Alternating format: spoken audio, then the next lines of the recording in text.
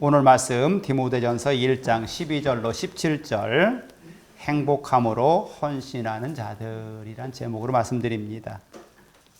오늘 이 말씀을 한 사람은 사도 바울입니다. 사도 바울이 자기가 평생 하나님의 말씀을 전하면서 행복하게 살았던 이야기들을 하고 있습니다. 남자들에게는 요즘에는 남자, 여자 모두 다 직장생활을 많이 하지만 나이가 들어서 정년퇴직을 하고 나면 이거 좀 꺼주시죠. 텔레비전. 퇴직을 하면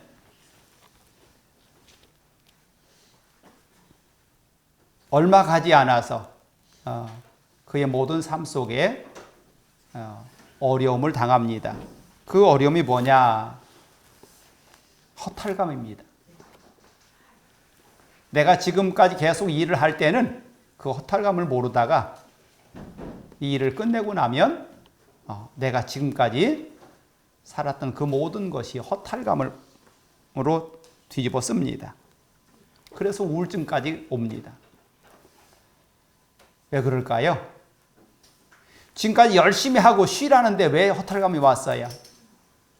내가 이제 다 됐구나라는 마음과 또는 자기 시간을, 그 많은 시간을 어떻게 보낼지를 몰라서 그렇습니다.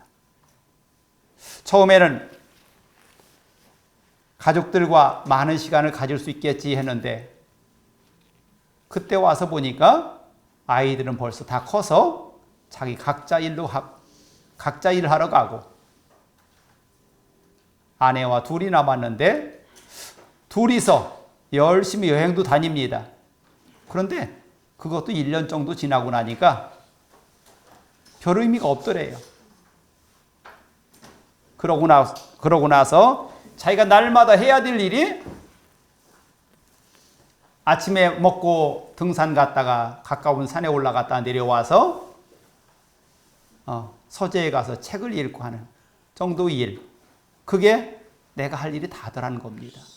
그러면서 우울증에 빠져서 고생하는 사람들을 만납니다. 그런데 성경은 그런 일이 아니라 하나님께서 우리에게 하나님의 온전하심을 이루는 가장 좋은 길을 성경은 말하고 있어요. 그게 뭐였습니까? 하나님께서 우리들을 통해서 이루고자 하는 땅끝까지 복음을 증거하는 그 일이었습니다. 사도 바울, 그는 아주 유능한 사람이었어요. 얼마큼 유능했습니까? 온 나라가 떠들썩하게 할 만큼 그는 많은 일을 한 사람이에요. 그런데 그가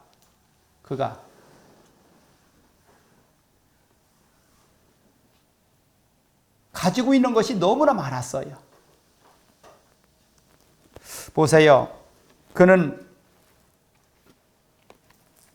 그 나라에서 최고의 학문을 배웁니다. 또 그는 태어날 때부터 로마 시민권을 가지고 있습니다. 그뿐만이 아니에요. 그는 그 나라에서 지금 우리나라로 말하면 국회의원 정도의 직분을 가진 사람입니다. 그렇게 많은 것을 가진 사람이 다메섹의 길을 가다가 예수님을 만납니다. 부활하신 예수님을 만났어요.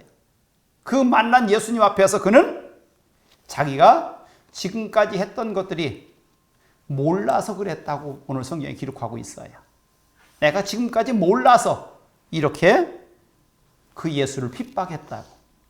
그리고서 그가 하나님의 일을 시작하는데 지금까지 자기가 최고로 생각했던 그 모든 것들을 다 내려놓습니다. 그러면서 뭐라 합니까? 배설물처럼 버렸다고. 더 이상 거기에 미련 두지 않았다는 뜻입니다. 그리고 났더니 그는 자기 평생을 그 복음을 위해서 헌신을 합니다. 그런데 헌신을 하면서도 그는 마지막에 행복했다고 얘기합니다. 우리의 결론이 마지막은 행복이어야 돼요.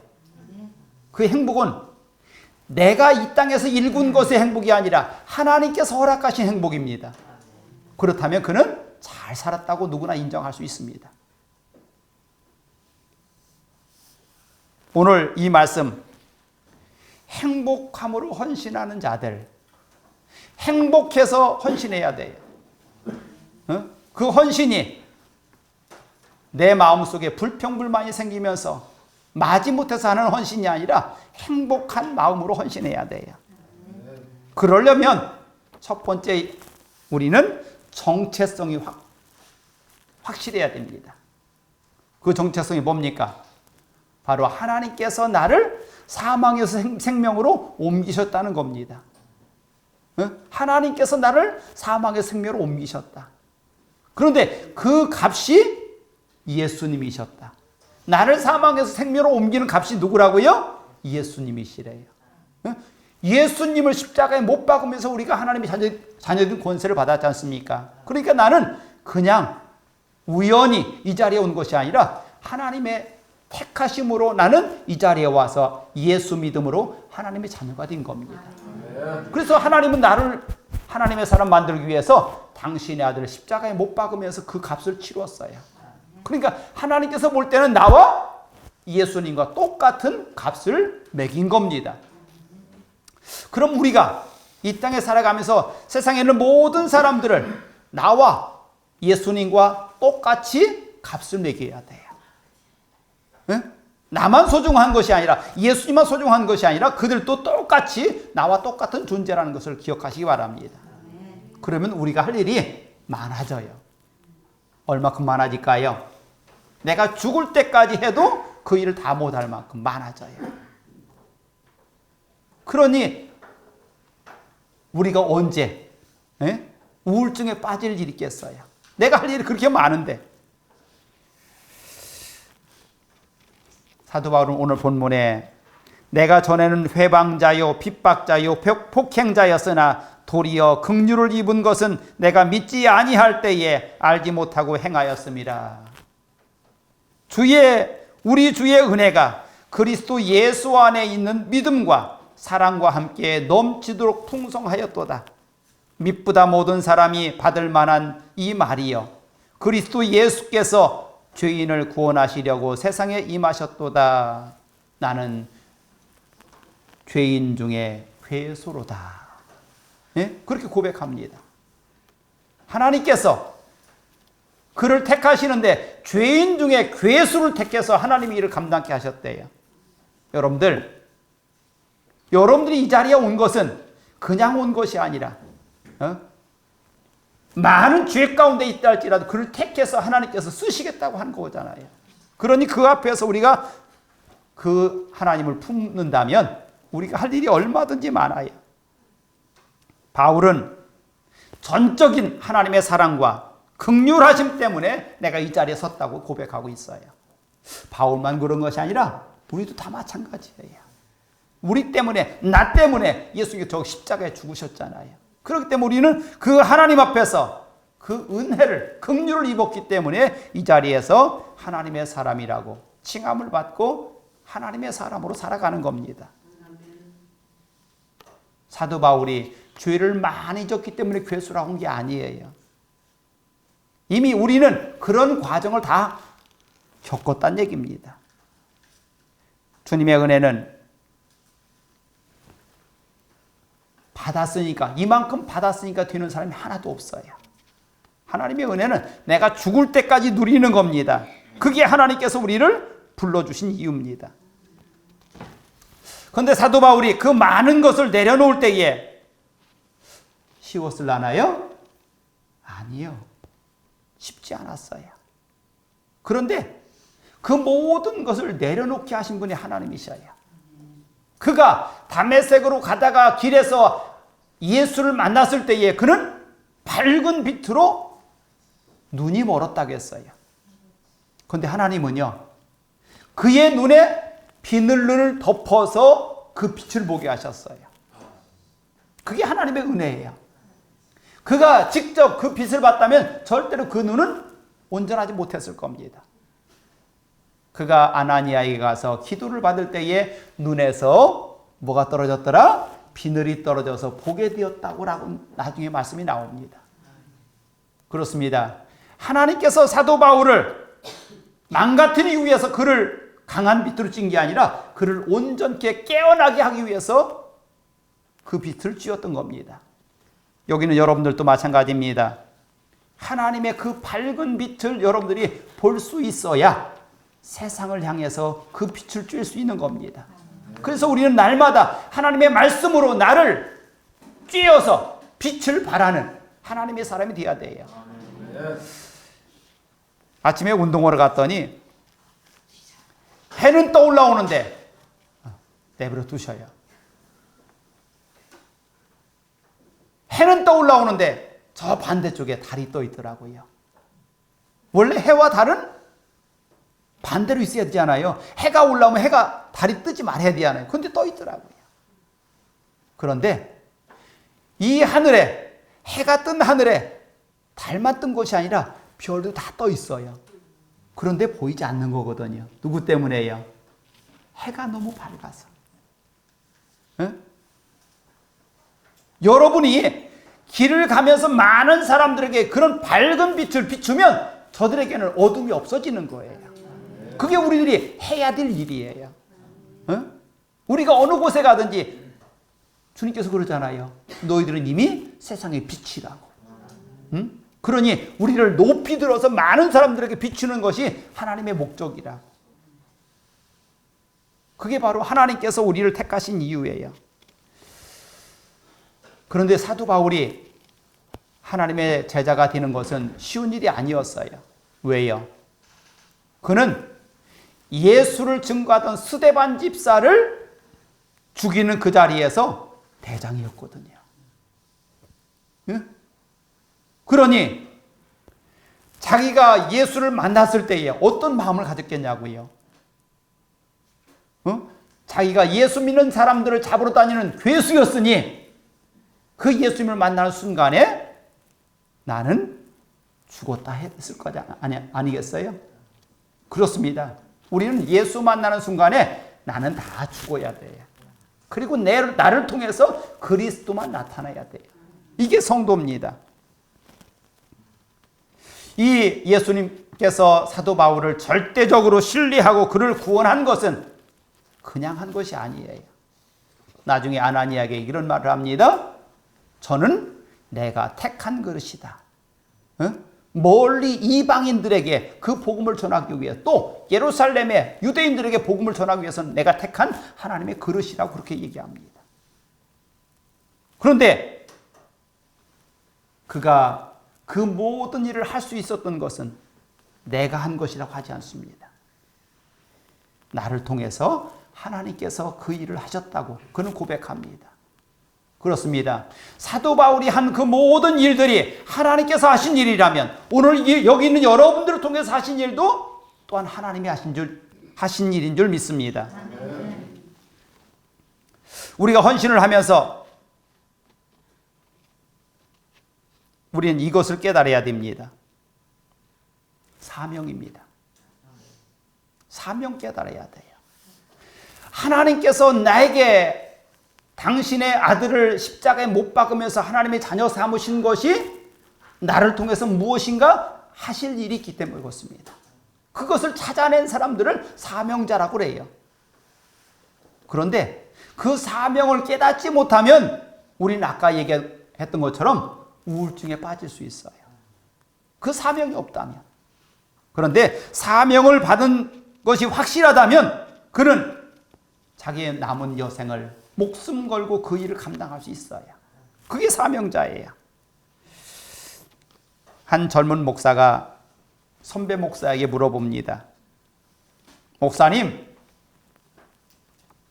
건강하십니다. 그 건강의 비결이 뭐예요? 라고 물어보니까 즐거운 마음으로 감사와 기쁨으로 그 모든 일을 하니 내가 건강하더라. 즐거운 마음으로 감사와 기쁨으로 하니까 내 몸이 지금 건강해졌다고 고백합니다. 여러분들, 행복한 사람 다 되고 싶잖아요. 근데 행복하려면 첫째가 내가 그 일을 하면서 행복해야 돼요. 기뻐야 돼요. 그러면 그는 그 일을 감당할 수 있어요. 두 번째는 내가 꼭 해야 할 일을 하는 사람이면 행복합니다.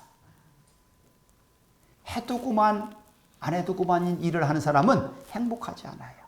내가 꼭 그것을 해야만 나도 행복해질 수 있고 다른 사람도 행복해질 수 있는 그 일을 내가 하고 있으면 그는 행복할 수 있어요. 세 번째는 내가 이 일을 해가면서 끝이 보이면 행복합니다. 내가 하는 일이 끝이 안 보이면 행복하지 않아요. 여러분들, 그러니까 우리가 이 일을 다른 사람들한테 시킬 때도요, 야, 저기서부터 여기까지 다 해! 라고 하면 그건 고통스러워요. 그런데 그것을 오늘 하루 동안에 8군데로 나눠가지고 요번에는 요거 하고 1시간 후에는 요거 하고 이렇게 한다면 그 사람은 1시간마다 행복할 수 있어요. 지금 내가 할 일을, 맡은 일을 다 했네라고. 그렇습니다. 여러분들이 해야 될 목표를 너무 크게 잡지 마셔요. 가까이에 잡으셔요. 그러면 그 일을 마무리하면서 우리는 행복할 수 있어요. 그렇습니다. 마지막 정리를 잘하는 사람이 행복한 거예요. 일의 시작이 즐거운 것이 아니라 일의 마무리가 훨씬 더 즐겁습니다. 여러분들, 마라톤을 뛰는 선수가 42.19km를 뛰면 모든 몸이 탈진해집니다. 그런데 42km를 뛰고 골인 지점이 보이면 그 사람은 막 지난번에 그 보이지 않을 때는 허우적대고 갔는데 골인 목표가 보이니까 막 새로운 힘을 내서 막 뛰어가요. 그렇습니다. 우리의 모든 삶이 마찬가지예요. 우리의 골인 지점이 보이면 행복할 수 있어요. 우리의 골인 지점 뭘까요? 천국입니다. 그 천국을 바라보면서 우리가 수고하는 모든 것이 다 거기에 덮어갈 수 있는 거예요. 그래서 우리의 수고는 날마다 행복함으로 감당해야 되는 겁니다. 오늘 12절 말씀, 나를 능하게 하신 그리스도 예수 우리 주께 내가 감사함은 나를 충성되이 여겨 내게 직분을 맡기심이니. 하나님께서 나를 충성되이 보셔서 내게 직분을 맡기셨대요. 여러분들, 이런 거 느껴봤어요? 노는 사람은요, 누가 이 일을 갖다 줘도 그 일을 못해요. 그런데요, 자기 일을 열심히 하는 사람은요, 또 어떤 일을 갖다 보태줘도 그 일을 감당해요. 무슨 얘기일까요? 성경에 보니까 이런 말씀이 있더라고요. 게으른 사람은요, 먹을 것을 앞에 놓고 아이고 힘들어서 이거 못 먹겠다 한대요. 먹을 것을 앞에 놓고 그것을 들어오기가 힘들어서 못 먹겠다고 한대요.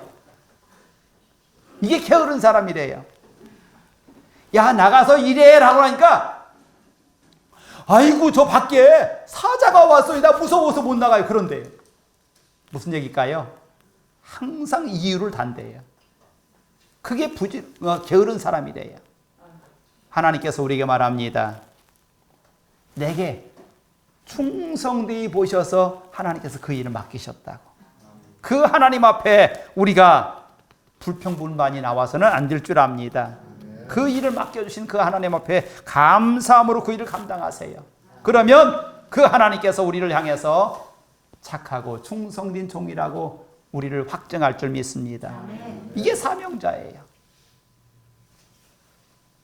그렇다면 우리가 살아가는 모습 속에서도 그것을 우리가 응용할 수 있어야 돼요. 내가 다른 사람한테 일을 시킬 때도요, 많은 양을 하라고 시키지 말고 요만큼 하고 조금 쉬었다가 또 이거 하자고. 그렇게 한다면 그는 즐겁게 그 일을 할 겁니다. 한 번 마무리할 때마다 즐겁게 그걸 마무리할 겁니다. 새로운 일을 만날 때마다 얼마 안 되네 라고 하고서 기쁨으로 할 겁니다.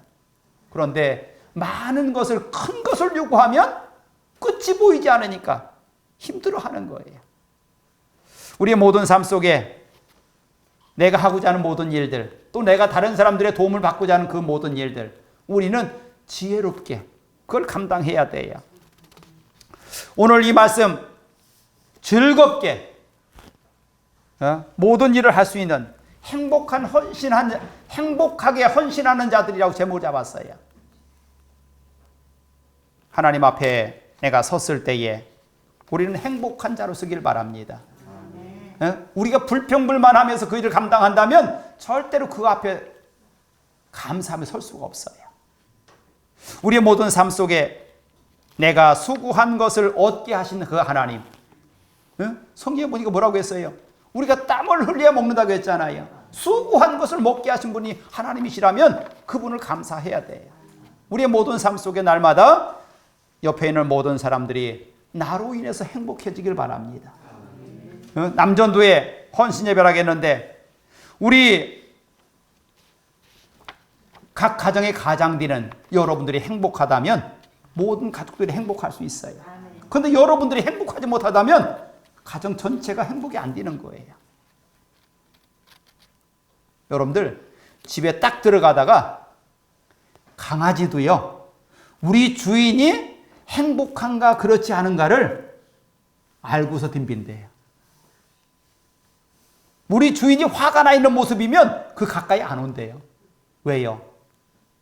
왔다고 발로 채기니까. 강아지도 안 돼요. 그런데 내가 화가 나 있는 모습을 가족들이 모르겠어요?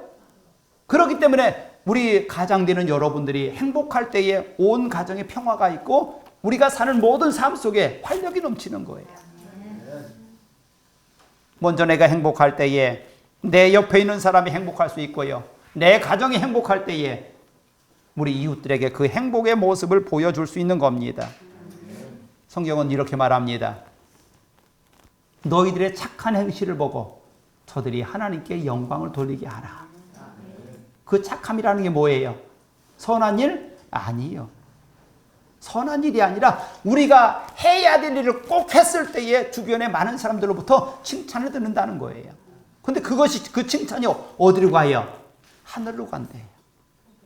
하나님이 기뻐하시고 하나님께서 그 모든 것을 우리에게 허락하신대요. 근데 내 입에서 나오는 말들로 인해서 나는 항상 걸림돌이 된다면 그는 행복할 수가 없어요.